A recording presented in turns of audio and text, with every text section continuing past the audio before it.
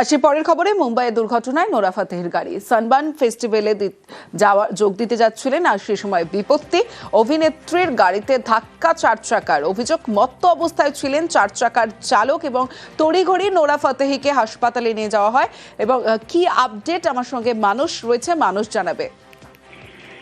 দেখো তমস্তে, আমরা দেখেছি যে নোরা ফাতেহি তার অনুষ্ঠানে যাওয়ার সময় কত দুর্ঘটনার শিকার হন এবং আরেকটি গাড়ির সঙ্গে তার গাড়ির অ্যাক্সিডেন্ট হয় এবং নোরা ফাতেহি কিন্তু তখনই বলা যেতে পারে যে খানিকটা অসুস্থ ফিল করে। তার চোট যদি গুরুতর ছিল না, কিন্তু তিনি মানসিকভাবে অত্যন্ত এই গোটা বিষয়টায় কিন্তু বলা যেতে পারে আহত হন, অর্থাৎ মেন্টাল ডিপ্রেশন থাকে। কিন্তু নোরা এবং তার টিম জানিয়েছে যেহেতু পেশাদারিত্বের কথা মাথায় রেখে নোরা কিন্তু সেই চোট নিয়েও কালকে সেই অনুষ্ঠান করেন এবং তারপর তাকে চিকিৎসার জন্য নিয়ে যাওয়া হয়।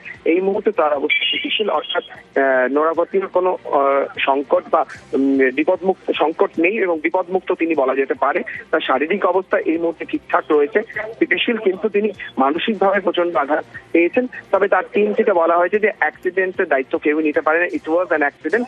তাই তারা দেখছেন যে এই বিষয়টা খতিয়ে, কারণ যে গাড়ি ধাক্কা মেরেছিল সেই গাড়ির চালক মদ্যপ অবস্থায় ছিল, তার বিরুদ্ধে কি কি ব্যবস্থা নেওয়া যায় সেই গোটা বিষয়টা তারা দেখছে। কিন্তু নোরার শারীরিক অবস্থা কিন্তু এখন স্থিতিশীল, বা তিনি সুস্থ রয়েছেন। বেশ। I'm okay, suffering from pain for some time. Thank God I am alive. Very, very, very scary, terrifying, traumatic moment. I'm slightly still traumatized. No drunk driver was going to get in that kind of opportunity. Don't drink and drive. Like, it's stop it. Like, don't even think about it. Don't. 3 p.m. in the afternoon, person that, smashed his car into me, ran over a couple of other people, and multiple people were injured.